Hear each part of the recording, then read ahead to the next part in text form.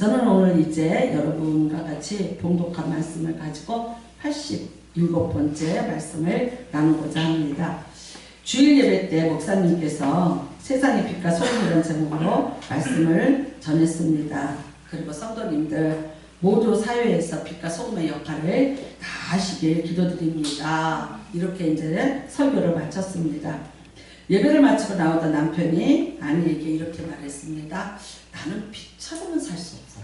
그런데 소금처럼은 나는 살 수 있을 것 같아. 라고 얘기해. 그래서 아내가 물었어요. 무슨 뜻이야? 그랬더니 뭐라 그래요? 나는 이미 왕소금이라고 소문이 나거든. 회사에서 이미 정말 짠 사람이라고 소문이 났답니다. 그러니까 소금같이는 살 수 있다고 자신있게 얘기했답니다. 괜찮습니다. 어떤 것이든지 뭐든지 또 한 가지 자신 있으면 되는데 이번은 설교가 그 소금인지 저 소금인지를 분별은 좀 못한 것 같습니다.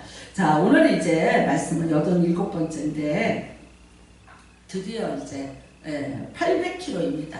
우리가 이제 여기 해안이 아드리아 해안인데 예전에 우리나라에 상선이 한번 그 피납이 된 적이 있었죠. 그래서 엄청난 돈을 주고 협상을 해서 찾아온 적이 있어요. 거기가 바로 아드리아예요. 그러니까 지중해와 아프리카 연안하고 중동 지역이 같이 맞물리는 그런 해안이에요. 그 소말리아 사람들이 무조건 거룻배를 타고 와서 배에 이제 총을 들고 올라탄 거예요. 어느 나라 배인지도 모르고. 근데 이게 한국 배야 그랬더니 그 소말리아 사람들이 너무 좋아서 뻥쭉뻥쭉 춤을 추면서 소리를 지르더라고. 왜? 돈 많은 나라. 그러니까 우리가 돈을 많이 받게 됐다. 그렇게 풀었다는 이야기가 있습니다. 언제부터인가 대한민국은 돈이 많은 나라예요. 유럽에 이렇게 여행을 가면 한국 사람이 다 계세요. 돈 많이, 현찰 많이 갖고 있는 사람들. 그래서 항상 돈 조심하라고 그렇게 얘기를 하죠. 그렇습니다. 여러분, 그 아드리아 해안입니다. 14일간입니다. 밤과 낮이 구분하는 데는 14일간의 칠흑 같은 어둠의 강풍 속을 뚫고 왔습니다. 그런데 놀랍게도 이 사람들은 어떤 기능도 가질 수 없었고 배를 어떻게 할 수도 없었고 그냥 광풍이 떠밀려서 열나흘이라는 시간에 왔어요. 왔는데 오다 보니까 어떻게 되냐? 그래도 자신들이 가야 되는 그 항로에서 벗어나지 않았고 그리고 이제 사도 바울이 말한 대로 한 육지에 도달하게 됩니다. 사도 바울이 말했습니다. 우리 하나님이 말씀하셨는데 여기 있는 사람 한 사람도 해치지 않고 머리털 하나 상치도 않고 다 살 수 있다고 얘기를 했죠. 근데 열나흘이라는 시간 동안을 이 사람들이 죽음과 사투를 벌이면서 과연 한 죄수의 말에 얼만큼 관심을 갖고 귀를 기울였을까요? 그럼에도 불구하고 이 배는 이제 서서히 육지 쪽으로 다가갑니다. 왜 그렇습니까? 배에 부딪히는 물소리를 들어보면 이 선원들은 느낌으로 이미 알고 있는 거죠. 그래서 오늘 이제 보니까 그들이 물을 데려가기 시작을 합니다. 20길이 되고 조금 가다가 다시 되니 15길이라 그래요. 그러니까 이게 이제 한 36m가 되고요. 근데 조금 더 가니까 27m가 되더라. 그만큼 어떻게 수심이 낮아지고 있더라는 거죠. 그러니까 이 사공들이 드디어 이제 거기에 그 육지에 배를 댈 준비를 하고 있습니다. 근데 이제 문제는 또 뭐냐? 너무나 또 이게 가까이 급하게 되면 암초에도 부딪힐 것 같아. 왜? 아직도 칠흑 같은 밤이고 아직도 이 상황을 눈으로 파악하는 것은 아무것도 없고 지금같이 기계가 발달해서 하는 것이 아니라 그들의 어떤 감각으로 하는 거기 때문에 이 사람들이 가늠해 볼 수가 없는 거죠. 그래서 이제 이 사람들이 날이 새기를 그래요. 기다리고 어떡하냐? 이걸 닷을 내리기 시작을 합니다. 근데 보통 닷을 내리면 배 앞에다가 닷을 내리고 배를 정박을 시키는 거죠. 그런데 이 사람들은 뒤에다가 닷을 내리는데 이 배가 사이즈가 크니까 4개의 닷을 내렸다고 하는데 그거는 왜 그러냐? 그만큼 지금도 풍랑이 심하다는 거예요. 그러니까 너무 풍랑이 심하니까 배 뒤에다가 닻을 내려서 뒤를 고정해서 앞은 그대로 흔들려야 깨지지 않고 보존을 할 수 있다는 이런 생각을 가졌어요. 근데 이제 그 다음에는 이 사공들이 어떻게 했냐, 그러니까 배를 내려요. 배, 거룻배. 그러니까 이제 작은 보트죠. 이렇게 작게 이동을 하는 보트가 있는데 그 보트에 이 사공들이 탔어요. 그리고 어떻게 한다? 도망하고자 해요. 그래, 도망한 거죠. 그러니까 참 여러분, 이 사람들 이제 배가 육지에 닿게 됐고 살게 됐어요. 그런데도 불구하고 이 사람들이 아직도 풍랑이 이는 바다를 향해서 그 작은 배를 타고 도망을 가려고 하는 거예요. 그만큼 어떻게 해요? 죽음. 내가 죽을 수 있다는 거예요. 왜 그러냐? 이 사람들이 지금 가만히 있겠냐? 선주는 가만히 있겠어요? 사공들 너희들이 잘못해서 내가 이렇게 배가 파손이 돼서 손해를 받고 그 다음에 여기에 수많은 사람들이 실었던 뭐 곡물이라든가 가방이라든가 이거 다 버렸으니까 그 사람들에게 자기들에게 책임 추궁을 할 것이라는 거죠. 그러니까 그것이 너무나도 무섭게 되니까 이거는 그야말로 잣살 행위죠. 그 다음에는요, 이 거룻배는 지금 이 배가 이제 이렇게 닿지만 그러나 이 육지까지 가려면 이 거룻배를 타고 이 보트를 타고 육지로 가야 돼. 안 그러면 이 사람들은 다 헤엄을 쳐서 가든지 굉장히 말하자면 힘들죠. 그런데도 불구하고 자기들만이 살기 위해서 그 거룻배를 타고 도망을 가려고 하는 이런 자살 행위를 하고 있는 거예요. 사실 여러분 이 배 안에 있는 사람들 지금 어떤 상황입니까? 완전히 다 그야말로 우리가 말하는 패닉 상태에 빠져 있는 거죠. 죽음의 공포입니다. 그를 열 나흘을 겪은 사람들입니다. 정상적이고 이성적인 생각과 판단을 할 수 있는 상황들이 아닌 거죠. 이 사공들도 마찬가지지만 사공들이 생각하기에는 이 배에 있는 모든 사람들의 그 분노와 좌절과 이런 모든 것들을 자기들이 몸으로 받아들이기에는 그것이 너무나도 무섭고 또 이제 그 책임을 다 감당할 수 없는, 그 다음에는 여기 탄 사람들이 지금 너무나도 이제 흥분한 상태가 아닙니까? 그러니까 결국 우리가 이 사람 손에 죽느니 차라리 그래도 이 거룻배라도 타고 어디라도 우리가 도망을 가보자라는 그런 어떤 절박함에서 이런 이제 상황이 벌어졌습니다. 뿐만 아닙니다. 나중에 보면은요, 이 사람들이 이 육지에 내리면서 뭐라 그러냐? 여기 있었던 죄수들을 다 죽이자고 얘기를 해요. 왜 그렇습니까? 말할 수 없는 혼돈이 일어난 거죠. 죄수들은 이렇게 묶여갖고 저기 배 밑창 3층 그 밑에 다 있는 거예요. 그리고 그들을 굳건하게 지켰어요. 군인들이. 그러니까 위에 있는 귀족들이 또 돈 많은 사람들이 마음 놓고 이 배를 타고 가고 있었던 중이었죠. 근데 이게 어떻게 됐어요? 다 뒤집어진 거예요. 그러니까 왜 그렇습니까? 첫 번째 죄수 바울이죠. 근데 그 바울이 올라와서 너희들 살아 안 죽어라고 했어요. 그러니까 어떻게 됐습니까? 바울과 같이 있던 죄수들 다 따라 올라왔죠. 다 위로 올라왔죠. 1등석이 있고 2등석이 있고 뭐 갑판이 있고 이랬을 거 아니에요? 그래 다 올라오는 거죠. 그 다음에는요, 그 사람들의 눈빛이 보통 눈빛이었겠어요. 기적들을 보면서, 그 다음에 그 수많은 사람들을 보면서, 그러니까 이 사람들 입장에서는요, 너무나도 무서운 거예요. 그러니까 율리오에게 뭐라 그러냐? 이 사람들 다 죽이자라고까지 말을 할 정도. 배 밑에 있어야 되는 그 흉악범들이 올라와서 배를 할보하고 지금 다니고 있는 거예요. 사도 바울을 통해 얻고, 우리 때문에 살았어. 우리와 같이 있던 죄수 때문에 너희들이 지금 다 사는 거야. 이런 거.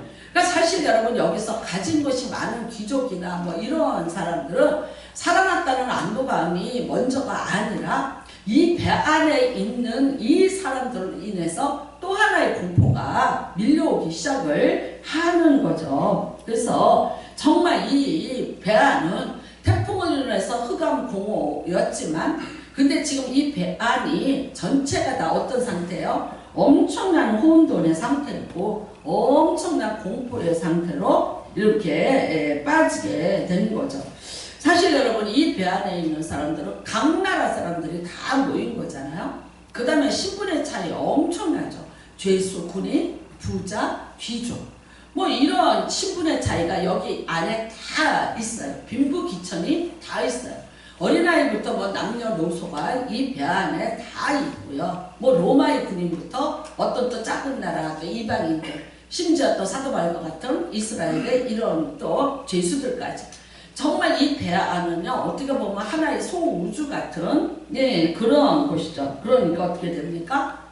다들 불안하고 이제 긴장하고 있고 그 다음에는요 정말 이것이 뭐 우리가 이 사람들하고 여기에서 또 이제 이 풍랑이 잠자고 내린다고 한들 앞으로 어떤 현상들이 벌어질지 사실 그러잖아요. 죄수가 타고 군인이 타고 있다는데 만약에 어떤 흉악범들이 있어서 자기들을 죽이고 이 섬에다가 집어던지고 그래도 남아있는 것들을 가지고 간다면 자기들은 뭐라 그랬어요? 속수무책이라는 거예요.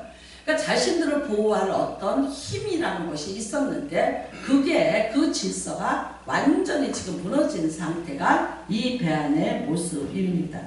여러분 우리가 윤당선자가 그래요. 화합이다. 근데 가만히 보니까 며칠이 지났는데 화합은 조금 물 건너간 것 같은 느낌이 들지 않아요? 단일 민족이래. 우리가 단일 민족. 세계에서 정말 그 유래를 찾을 수 없는 단일 민족이에요. 그래서 5,000년 동안 우리는 단군의 후손으로 단일 민족으로 하고 왔는데도 단일 민족이 같은 언어를 쓰고 있음에도 불구하고 우리는 지금 하나 되기가 너무나도 힘든 이런 상황을 눈으로 봐요.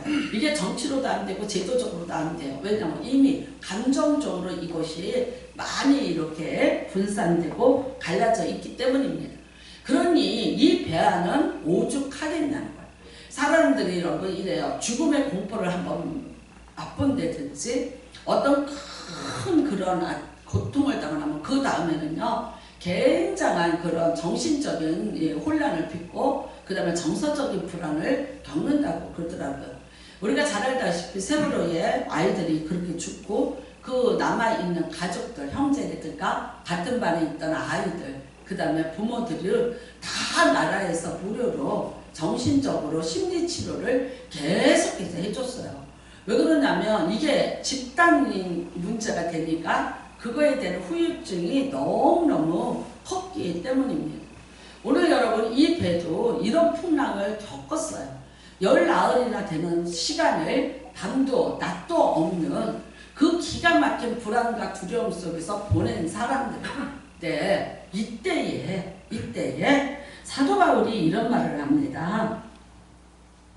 자, 날이 새어가매 바울이 여러 사람에게 음식 먹기를 권하여 이르되 너희가 기다리며 먹지 못하고 줄인 지가 오늘까지 열나흘인즉 음식 먹기를 권하노니 이것이 너희의 구원을 위한 것이요 너희 중 머리카락 하나도 잃을 자가 없으리라 하고 그래. 그러니까 지금 여러분 어떻게 됐어요? 이 배의 주인이 누가 됐어요? 네. 엊그제부터 바울이 된 거예요. 뭐라 그랬어요? 이 배 안에 하나도 안 죽는다. 내가 섬기는 하나님이 한 사람도 안 죽이고 다 살려준다 했다. 그 이유는 내가 로마까지 가야 되기 때문이야 라고 했어요. 근데 이 사람들 믿었을까요? 아무도 안 믿었죠. 근데 지금 보니까 어쨌거나 살아났어요. 근데 이제 이 양식이 여기에 얼마큼이나 남아있었겠어요. 다 많이 버렸고 각자가 좀 가지고 있던 것도 있었고 그 다음에는 어떻게 최소한의 양식이 있었겠죠. 이거를 군인들이 지켰겠죠. 근데 이게 누구 손으로 넘어왔어요?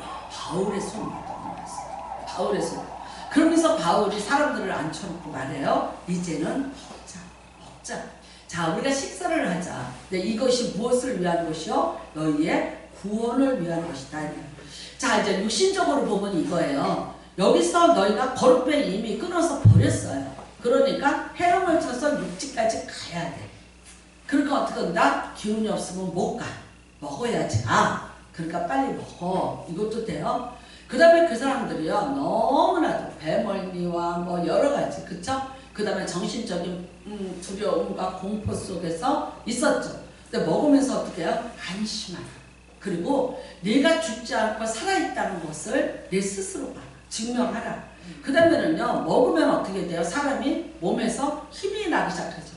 아마 보이지 않던 등도 떠지게 될 것이고, 예? 그 다음에 이제 죽은 듯이들 엎어져 있었을 텐데, 그게 이제 내가 손발이 움직이면서 내가 배가 왔는지 어쨌는지 죽었는지 살았는지 이게 아무것도 분별이 안 됐는데 드디어 내가 살아있다는 어떤 안도감과 그런 숨을 쉬는 그런 이제 기회가 될 수 있었죠. 그러니까 사도 바울이 밥을 먹자 그렇게 얘기를 해요.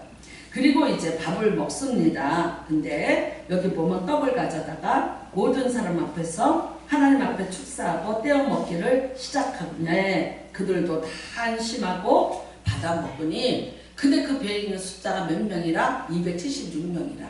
왜 세어봤겠어요? 예, 떡을 먹을 수 있는 자들이 과연 얼마인지. 솔직히 말해서 이제 이거 숫자가 얼마였는지는 우리 모르지만 일단은 여기에서 사도 바울이 함께 떡을 뗀 자의 숫자가 276명이라고 그렇게 말을 하고 있습니다.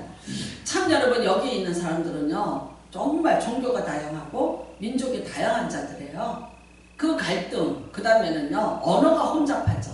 하나로 언어가 통하지를 않죠.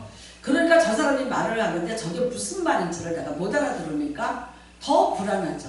그전에는 군인이 지켜주고 어떤 이런 질서가 이 배에 정확히 있었고 우리끼리라는 이게 있었는데 이게 지금 이제 다 무너지고 나니까 사람이 무섭고 저 사람은 어느 나라 사람이고 저 사람은 누구고 저 사람은 뭐하는 사람인지 얼마나 불안하고 그랬겠습니까? 그런데 이 사람들이 이 음식을 먹으면서 뭐라 그러더라? 다 안심하니라 라고 말을 하고 있습니다. 참 여러분 사도 바울이 이 날에도 하나님 앞에 축사하고 물론 근데 이걸 우리가 어떤 성찬으로 봐도 됩니다. 사도 바울 나름으로는 우리가 살아난 것에 대한 어떤 성찬으로 봐도 되는데 사실 근데 여기에 떡은 뗐는데 포도주까지 있는지는 그거는 기록이 되어 있지 않아요.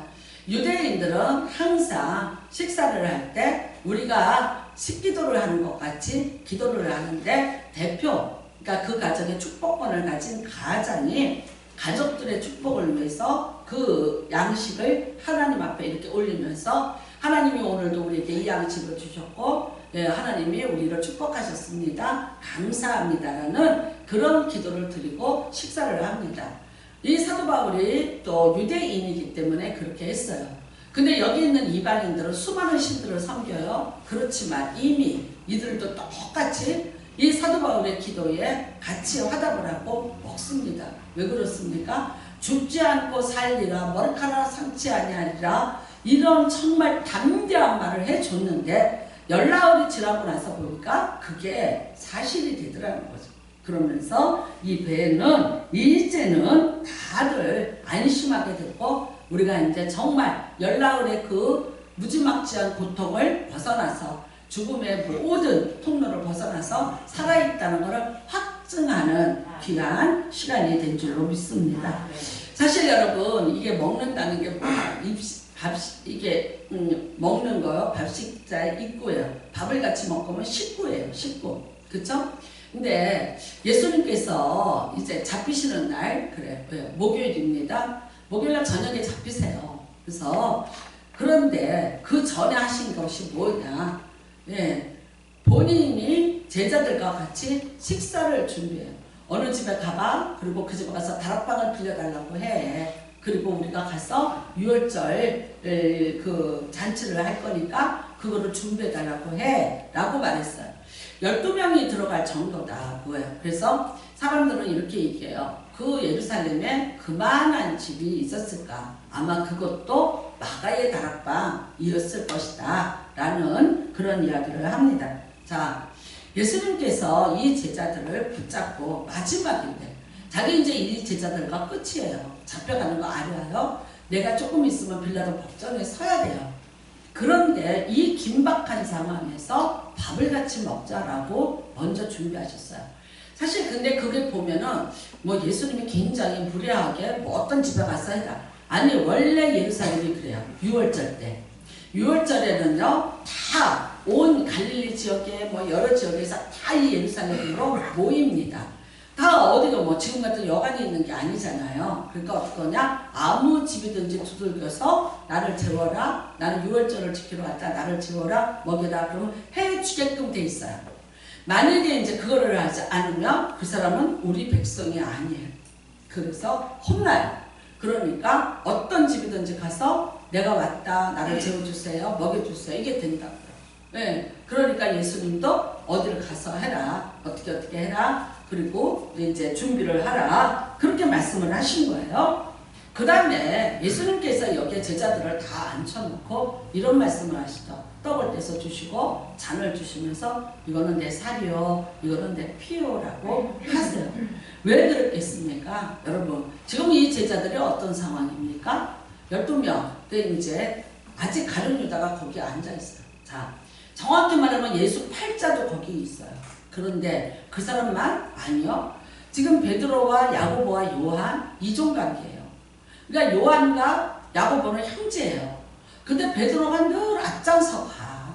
그러니까 내가 뭔가 예수님으로부터 어떤 권세를 얻어야 되는데 그래서 여기까지 왔는데 늘 베드로에게 한 발 뒤처지는 느낌을 받는 거예요.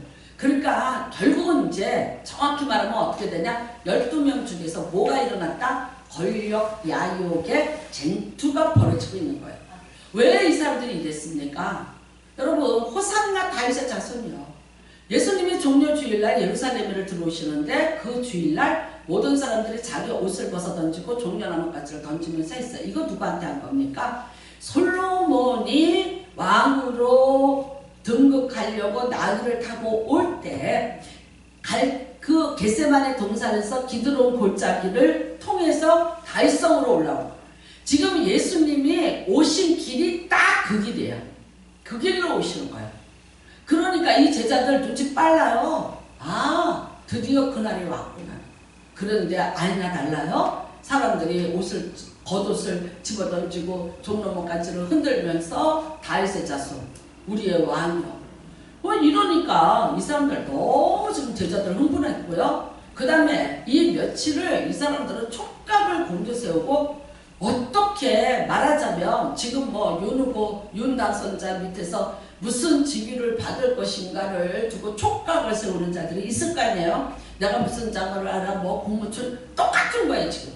예수님이 이렇게 오셨는데 솔로몬처럼 나 무슨 지위를 얻을 것인가. 네. 이게 너무나도 지금 여기에 몰두하고 있는 거예요. 근데 예수님은 내가 죽으리라. 이 사람들은 꿈도 안 꿔요. 왜? 사람은요 자기가 듣고 싶은 말이 들어오는 거예요. 자기가 듣고 싶지 않은 말은 귀에 안 들어오게끔 여기에 참 기가 막힌 장치가 되어 있어요. 내가 듣고 싶지 않은 말은 여기 안 들어. 그래서 나중에 몰라. 난 몰랐어? 못 들었어? 그래. 그 사람 나쁘다고 하지 마세요. 당연한 본능이에요. 근데 이 사람들은 예수님이 몇 번을 고지했는데도 그거 기억 못해. 이제 어떡하자? 우리는 이제 살 길을 얻었다. 드디어 접수하고 우리가 왕권을 다윗의 왕조를 세우리라. 이거에 흥분해 갖고 있는 거예요. 근데 예수님 지금 조금 있으면 1시간 뒤면 죽으러 잡혀 가십니다. 여러분 이 사람들이에요. 그러면 예수님이 그렇게 죽으면 이게 어떻게 될까요? 자신들의 인간적인 꿈들이 무너진 이 제자들이 어떻게 될까? 예수님 너무나도 잘 알아요. 어떻게 될까요? 다 뿔뿔이 흩어지겠죠. 지금 서로가 하나의 공동체입니까? 아닙니다.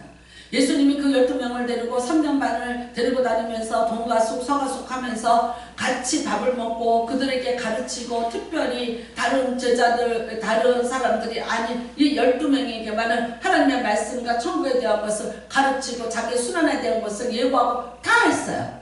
했는데 이 사람들 기억하나? 못해요. 결국은 어떻게 되겠어요? 서로가 갈등의 구조예요. 이미 다 뿔뿔이 흩어질 것을 너무나도 잘 알고 있습니다. 출세를 위한 경쟁자들이기 때문입니다.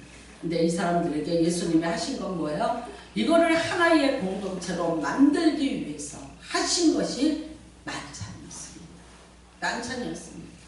여러분 떡을 갖다 놓고 그 다음에 양고기를 갖다 놓고 그 다음에 포도주를 갖다 놓고 그리고 예수님은 여기에 의미를 명명하셨어요. 너희들 흩어졌지만 이거는 내 살이요 이거는 내 피야. 이거를 다 같이 나눠 먹어. 너와 나는 여기 우리는 다 이 살과 피로 묶여진 하나의 공동체라는 것을 설명해 주셨어요.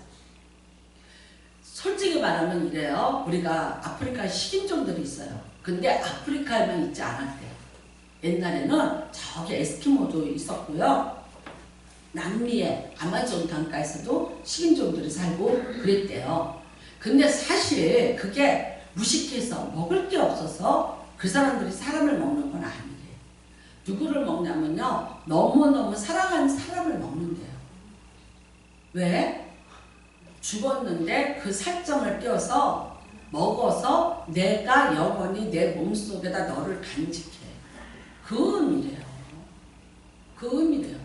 그러니까 우리는 막 무서운 것으로 생각을 했는데 그 사람들은 죽은 시체에 살점을 떼어서 먹어도 그렇게 했다는 거죠. 예전에 이제 어떤 선교사님이 진짜 이거 실화래요. 선교를 떠나기로 다 돼 있는데 떠나기 며칠 전에 엄청난 교통사고를 만난 거예요. 그래서 결국은 이제 다리 한쪽을 잘랐어요. 그러니까 그 다리를 가지고 아프리카에 가서 어떻게 선교를 하겠는가. 그런데도 이분이 내가 하나님 앞에 사원을 했으니까 가겠다. 그래서 의족을 끼고 이제 선교사로 파송을 받아서 가신 거예요. 갔는데 밀림 속을 들어갔더니 그야말로 식인종을 만난 거예요. 그러니까 뭐 우리가 옛날에 농담으로 그랬어요. 식인종들은 배달 왔다 그랬다. 응? 먹을 거 배달 왔다. 근데 그런 거 아니래요. 그러니까 우리가 너무 그 사람들을 이렇게 평화하면 안 되는 거야. 그 사람들의 문화에는 또 그런 의미가 있었더라고요. 근데 이제 일단은 이제 이 분이 오니까 막 난리가 난 거야. 그러니까 이 선교사님이 얼마나 무서웠겠어요. 근데 그때 딱 한 가지 지혜가 떠오르더라고요. 얼른 의족을 풀어갖고 집어 던졌대요. 던지면서 서로 말도 잘 안 통하잖아요. 그러니까 내가 다리 한 짝 줄게 너네 이거 먹어. 그러면서 의족을 풀어갖고 집어 던졌대.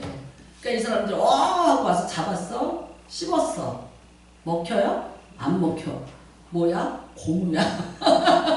그러니까 와 너는 신이다. 너는 신이다. 그래서 이게 미국 사람이래요. 미국 선교사님의 그 책에 있는데 그 마을 일대를 다 이분이 추장 후에 무슨 장? 추장 후에 무슨 추장? 고추장.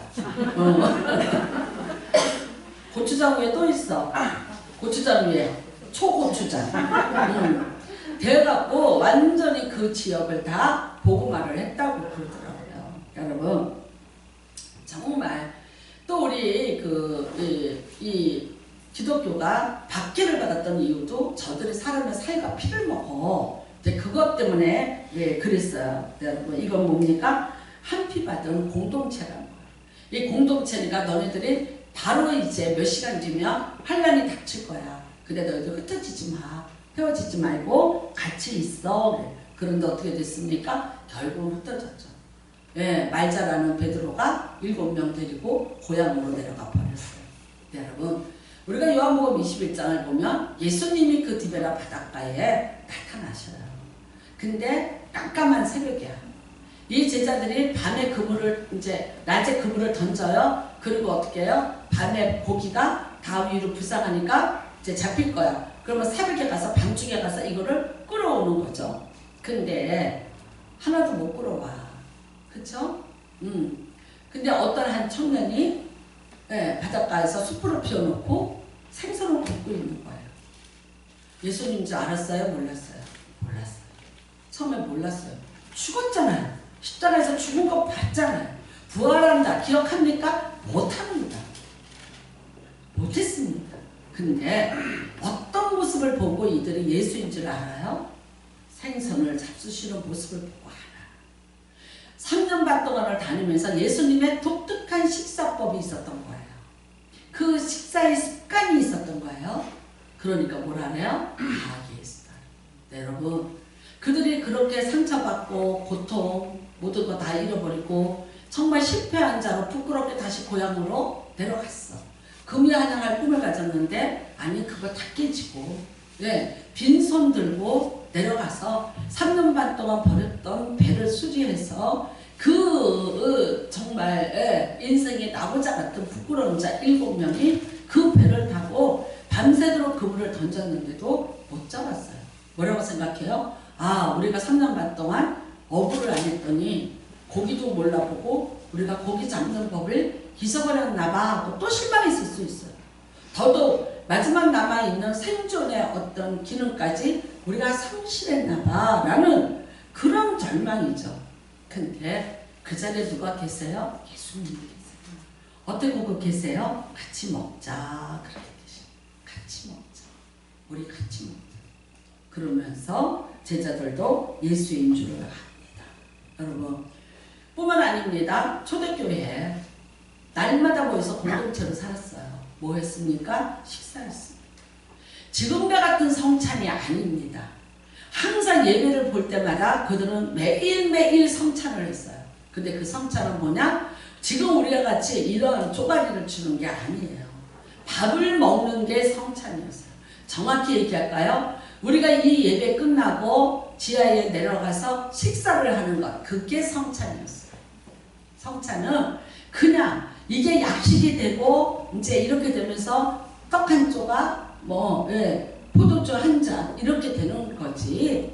거기에다가 우리는 지금 포도주도 아니고 포도즙이에요. 주스를 줘요. 왜 그런다면 그게 또 술이어갖고 그 조금 문제가 있다 그래서 주를 안 해요. 이렇게 해요. 여러분, 이것도예요. 정말 왜 그랬어요? 우리가 하나의 공동체라는 거죠. 환난 때예요. 핍박 때예요. 예수님이 죽고 난 이후에 예수의 도단들을 잡아서 죽이겠다는 서슴 시퍼런 상례들이 공회원들이 있었고 예수 믿는 사람들을 수색하고 찾으러 다닐 때예요. 흩어지지 말자. 우리가 하나의 공동체로서 우리가 남자라는 결속을 뭘로 했어요? 식사를 했다. 그리고 그것을 성찬이라고 그렇게 말하고 있는 것입니다.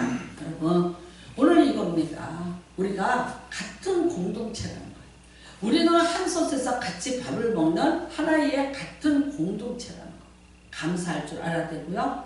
어떤 누군가의 헌신과 희생을 통해서 우리가 함께 그리고 같이 그렇게 헌신하고 같이 그렇게 사랑하고 같이 이 모든 것들을 공유하는 공동체라는 거. 정확히 말할까요? 이 교회에 대접받을 사람이 있고 대접해야 될 사람이 존재하지 않아요. 이 교회는 누구든지 다 똑같아요. 여기는 여러분 우리가 어떤 상하이의 그런 무슨 어떤 계급이 이 공동체 안에 존재하지 않아요. 절대 존재하지 않습니다. 목사라고 권사라고 집사라고 아니요. 다 똑같아요. 우리는 다 같이 용서받은 죄인이고요. 아니 죄인 중에 괴수고요. 우리는 다 은혜에 빚진 자들이에요. 그 다음에 우리는요. 세상 속에 험한 세상 속에서 이렇게 살고 우리가 세상에서 어떤 풍랑을 만나고 어떤 위기를 만났을지라도 우리끼리는 다시 예수 안에 와서 말씀의 떡을 먹고 우리의 또 공동체의 양식을 같이 먹는 식구로서 단합되고 연합되고 하나로 결속하여서 이 험한 세상을 잘 견디고 이겨나가야지 돼요. 말세가 될수록 여러분 흩을 거예요. 모이지 못하게 할 거예요.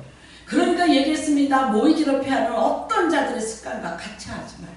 근데 그냥 모였다가 뒤에서 예배 보고 그냥 가. 아니라는 거예요. 여러분 함께 식사를 해서 식사 공동체가 되는 거예요. 예수의 피와 살을 나누는 공동체가 되는 거예요. 우리가 제자들 같이 너는 높아 나는 낮아. 나는 네 위에 있어. 너는 그런 거 해. 나는 아니야. 아니요. 이 교회는 그럴 리가 없으니 하나도 없어요. 우리는 다 주 안에서 하나예요. 그 하나라는 것은요. 계급이 하나고 정서가 하나고 영적인 고백이 하나이고요. 우리 모두는 목사나 누구나 다 똑같이 그리스도 안에서 하나예요. 그래서 어떻게 해요? 하나로서 하나가 되어서 하나로 결속을 해서 세상의 풍랑을 같이 이겨내야 되는 거고요. 그 다음에 이 말세지 말에 나타나는 여러 가지 현상을 같이 같이 이겨내고 같이 견뎌내야 되는 공동체의 책임을 갖고 있는 게 우리인 줄로 믿습니다. 오늘 여러분 이 풍랑을 만난 자들이 이 풍랑을 만난 나는요 그 윤당 선자가 이래요. 밥같이 먹자 그래요. 밥같이 먹자. 그래서 밥같이 먹는다는데 좀 이런 생각은 들더라고. 아 글쎄 근데 그게 보안 문제 때문에 경호 문제 때문에 본인이 그 밥같이 먹자고 하는 거는 너무 의도는 좋은데 그 경호원들은 얼마나 촉각을 곤두세우고 이렇게 해줘야 될까라는 그런 생각도 드는데 어쨌든 간에 뭐 유명한 연예인이 어디 식당에 가서 밥 한 그릇 먹고 사진 한 장 걸어놔도 어머 왔다 갔나 봐. 그러면 그 집에 어쩐지 맛있을 것 같은 느낌? 그쵸? 근데 어쨌거나 대통령 된 사람이 와서 밥 한 끼 먹고 격려해주고 갔다면 그 식당 주인은 얼마나 좋겠어. 그렇잖아요. 근데 여러분 우리의 식단에는 늘 누가 계시다고 믿으세요? 예수님이 계세요. 여러분 우리의 식사의 공동체는 늘 예수님이 계신 것을 믿으세요. 예수님이 우리와 함께 하시면서 우리를 먹이시는 거예요. 우리에게 하나됨을 결속을 시켜주시는 거예요. 한 달에 한 번 하는 그 성찬이 너무나도 중요하지만 그런데 매주 우리가 서로가 헌신하고 희생하면서 같이 나눔을 갖고 같이 그 식사를 하는 이것도 여러분 우리가 정말 이 땅에 살면서 하나됨을 그리고 한 식구가 됨을 그거를 증명하는 그런 은혜인 줄로 믿습니다. 저는 여러분 이렇게 그 아브라함이 하나님 앞에 선택을 받았는데 어떤 면에서 선택을 받았을까라는 우유부단하기도 하고 약간 비겁하기도 하고 뭐 여러 가지 그게 단점도 있어요. 그럼에도 불구하고 그 사람이 그 어떤 하나의 장점이 있으니까 하나님이 그를 택하시지 않았을까라고도 생각해요. 근데 이제 한 가지 나타나는 게 어디 있냐? 그게 아브라함이 창세기 18장이에요. 자, 지금까지 약속은 받았는데 그 약속이 성취되지 않았어요. 주겠다 그랬는데 그게 언제라고는 절대 말하지 않으셨어요. 근데 갑자기 세 사람의 나그네가 지나가. 근데 거기 보면요. 아브라함이 너무 과잉 친절을 베푸는 것 같은 느낌 들어요. 자, 그 세 사람을 와서 유하소서. 내 집에 유하소서. 근데 종들을 시켜서 뭐를 잡아라? 어린 송아지를 잡아라. 최고죠. 어린 송아지. 대부분 양이나 염소를 키우지 이스라엘 그 땅에서는 그 소라는 것은 너무나도 귀한 거예요. 왜? 목초지가 없으니까. 근데 어린 송아지를 잡아라 그래. 그러니까요 송아지를 잡았어요. 그 다음에 뭐하냐? 떡을 빨리 구워라. 새떡을 구워라. 엉긴 젖, 우유, 치즈 이거를 다 배열을 해라 이래요. 너무 과하잖아요. 지나가는 나그네인데. 그러고 어떡하냐? 그거를 시원한 그 나무 밑에다가 상을 차려놓고 아브라함이 그 옆에 서 있었더라 그래요. 서 있었더라. 그러니까 뭐라 그래요? 나무 아래 모셔 섬에 그들이 먹으니라 그래요.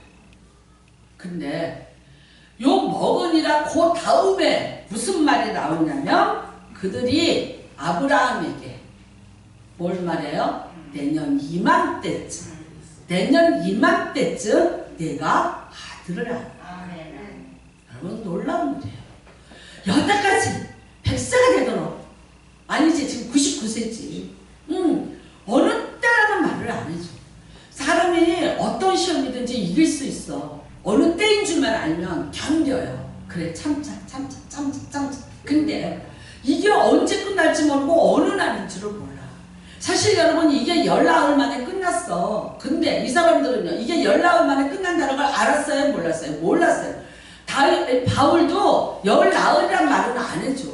너네 안 죽고 살아. 그런데 하루하루 열나흘이라는 날에 풍랑을 이겨내면서 이 사람들이 좌절하고 낙담하고 의심하고 회의가 되기 시작한 거죠.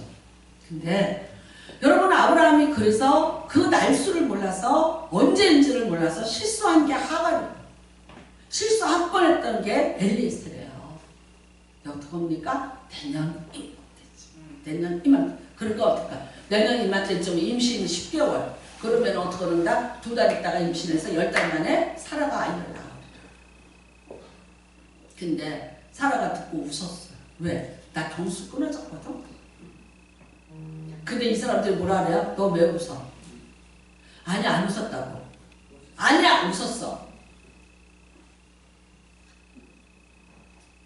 아니, 저쪽 장막 뒤에서 했는데 다 알아. 누구였어요? 새 천사예요. 하나님의 사자예요. 때로는 이렇게 얘기해요. 하나님, 성부, 성자, 성령이 함께 출현한 사건이다. 그런 줄 알았어요? 몰랐어요. 원래 중동 지역에는 나그네가 지나가면 불러다가 먹이고 재워야 돼요. 그게 사회법이에요. 안 하면 안 돼요. 근데 사회법으로 우리나라도 옛날에 양반 집에는 항상 대문 안에 들어오지 않는 사랑채가 따로 있었어요. 나그네가 와서 누구든지 운거하고 이쪽 문을 열고 밥을 달라면 밥을 주게끔 우리나라도 그런 사회법이 있었어요. 근데 그냥 주면 되는 거예요. 어떻게 대접했어요? 네. 그랬더니 약속이 성취되더라고요. 여러분, 우리가 먹고 사는 게 뭐 그렇게 중요해? 어떤 분이 이런 말도 해요. 아, 너무 귀찮아. 그리고 너무 힘들어. 또 때로는 왜 몇 사람이 이렇게 해. 뭐 때로는 뭐 짜니 어쩌니 먹니 마니 뭐 그런데 그냥 그런 걸 다 넘어가셔야 돼. 이거는 밥이 없어서 여러분을 밥을 주기 위해서 밥을 먹고 가라고 하는 게 아니에요.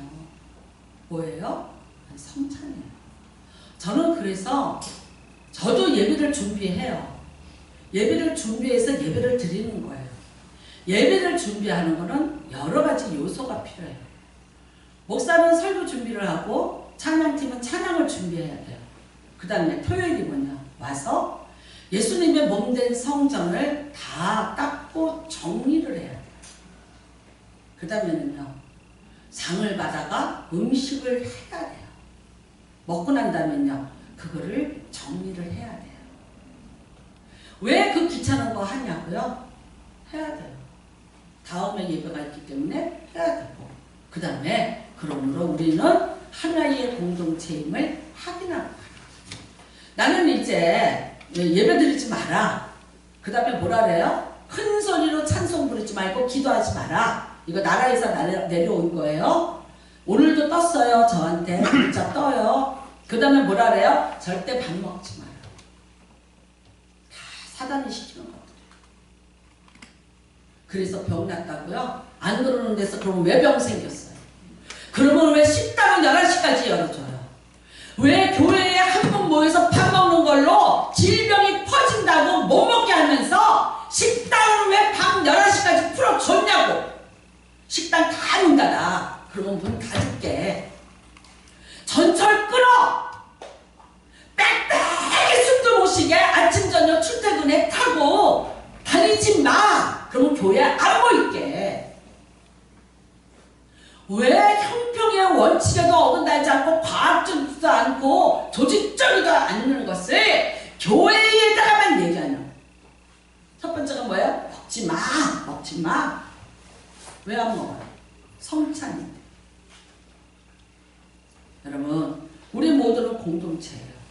여기 높음도 없고 낮음도 없고 우리는 똑같은 그리스도 안에서 하나의 신분으로 모였어요.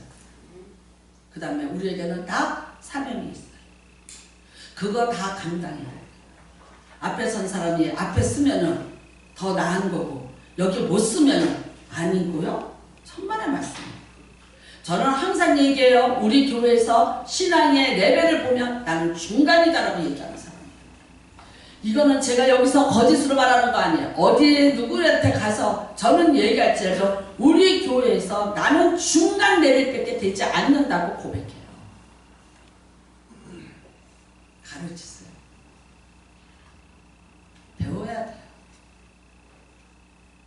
이런 말이에요. 큰 교회 다니면 개인적인 거 드러나지 않아서 좋고, 이런 거 일하라고 안 하니까 좋고, 상관 안 하니까 좋고, 간섭 안 받으니까 좋고, 나중에 이후에 하나님 앞에 가서 한번 얘기해 보세요. 뭐라고 하나? 입만 가지고 발만 가지고 왔다 갔다 하는 예배가 예배입니까? 로마서 12장에 너희 자신을 산 제물로 드리라 그랬어요. 이제는 우리가 여러분 살과 피가 아니에요. 이제는 나 자신이 산 제물이 되어서 나눠주고요. 내가 산 제물이 되어서 공급해주는 자가 돼야 되는 거예요. 이게 뭡니까? 받으실 만한 제사가 되고 제물이 되는 거예요. 오늘 원합니다. 우리는 공동체입니다. 공동체에 사랑이 다시 회복되시고, 공동체의 희생과 헌신과 책임감을 다시 부여받으시기를 주님의 이름으로 부탁합니다. 누가 시켜서가 아닙니다. 누가 하라고 해서가 아닙니다. 내가 은혜의 빚진 자입니다. 내가 감사합니다. 내가 하겠습니다는 자원하는 심령으로 하나님 앞에서, 그리고 모든 성도들에게 내가 영적으로 섬기는 자가 되겠습니다라고 고백하십시오. 받는 자보다 주는 자가 복되니라. 사도 바울이 기억하는 예수님의 말씀, 인용한 말씀 딱 한 구절이 그 말씀이에요. 주는 자가 복이 있는 거예요. 섬기는 자가 복이 있는 거예요. 헌신하는 자가 복이 있는 거예요. 나눠주는 자가 복이 있는 거예요. 예수님처럼 나누십시오. 사도 바울처럼 여러분도 환난당한 자들, 그 줄인 자들, 고통당한 자들에게 나눠주는 은혜가 임하시기를 주님의 이름으로 축복합니다. 제가 금요일날은 말씀드렸습니다. 예, 부탄의 우리 아이들, 이제 우리 아이들이라고 합니다. 우리 아이들입니다. 50명의 사진을 보내놓고 선교사님이 얼마나 마음을 졸이셨던지, 누구보다도 마음을 졸였던 사람이, 저는 본 적도 없고 들은 적도 없는데 거기서 그 아이들을 돌보는 우리나라에서 자원에서 간 자원봉사자들이 있답니다. 그 아이들에게 공부를 가르치고 밥을 먹이고 하는 우리나라에서 간 젊은 자원봉사자들이 있다는 거예요. 얼마나 마음 졸이면서 기도를 했을까요? 그런데 성사수목원께서 50명 전원 다 합니다. 여러분, 아이들이 뛰고 야구를 외쳤는데 선생님들, 자원봉사자들은 다 같이 부둥켜하고 울었다는 거야. 우리 아이들 먹일 수 있게 됐다.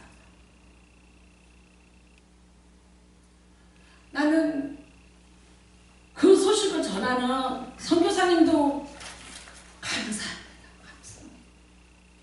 50명을 맡은 교회는 처음 있는 일입니다. 저한테 말했어요. 하실 수 있는 것까지만 하세요. 항상 그렇게 말씀하세요. 예, 하는 데까지 해보겠습니다. 근데 여러분들이 다 해주셨어요. 너무 감사드려요. 내가 직접 가서 그들에게 밥을 주고 빵을 줄 수는 없지만, 그런데 우리는 또 우리의 어떤 작은 것 하나 가지고 어디에선가 산골에서 어떤 아이가 밥을 굶지 않고 내가 그를 대접할 수 있고, 그 아이들이 공부를 하고 문맹이 되지 않고 사회의 일원으로 살아가게 되고, 어느 날인가 그들이 커서 저기 한국 땅에 있던 어떤 교회에서 우리를 그렇게 해줬대. 그 기억이 걔네들한테 상실되지 않고 100% 티베트 불교를 믿는 그 나라에서 그 아이들이 그리스도의 푸른 나무가 되어서 히말라야를 덮는 그날을 기대합니다. 선교사님이 머리 숙여 감사합니다라고 왔어요. 저도 여러분에게 머리 숙여 감사하시고 한두 번 하다가 그만두지 마시기를 바라고요. 거기서 그만하라고 하는 날까지 우리의 때에 다 하시는 은혜가 임하셔서 그야말로 여기 성도, 눈에 보이는 성도, 이제는 눈에 보이지 않는 우리 아이 성도들 그 50명이 잘 양육되기를 기도합니다. 함께 기도하시고 여러분 우리의 선교의 영역 우리가 나눠주고 베품의 영역이 넓어지는 은혜가 임하기를 원하고요. 지금 터키에서 저희 선교사님이 저희 동기 선교사님이 구호 해야 된대요. 그래서 저희 교회가 동참하겠다. 네, 저것도 우리가 하겠습니다. 지금 지방에서도 모금을 해서 일단은 보내요. 네, 이제 저희는 저희 교회에서도 하도록 하겠습니다. 너무나 감사드리고요. 예전에 진도에서 불이 다 나서 교회가 다 타버려서 정말 만연자실하고 앉아있던 어떤 목사님 국립일보에서 제가 봤어요. 그 즉석에서 돈을 보내드렸어요. 작은 돈이에요. 근데 그 목사님 처음으로 우리 교회가 최초로 근데 요원의 불길같이 일어나서 그 교회 다시 세워지고 네, 잘 계시다는 얘기를 들었고 이 이야기를 이분이 어딘가 가서 얘기를 하셨대요. 그 성사교회라는 데서 제일 먼저 돈을 보내요. 여러분 첫 열매로 드림이 이렇게 귀한 감사합니다. 여러분에게 늘 감사드리고 오늘도 사랑과 헌신으로 보이는 우리도 섬기고 우리끼리도 섬기고 우리끼리도 희생하고 헌신하면서 여러분 하나의 공동체로서 발걸음을 같이 움직이는 귀한 복이 임하시기를 주님의 이름으로 축복합니다. 같이 기도하시기를 바랍니다. 하나님 아버지 사도 바울과 같이 그 많은 사람들 죄수입니다. 그럼에도 불구하고 이 사람들을 먹여서 살려야겠다는 그 사랑 예수의 심장을 가지고 그들을 먹이고 위로하였던 그 마음 오늘 우리에게 주시옵소서. 주여 청하시고 기도합니다. 주여 하나님 아버지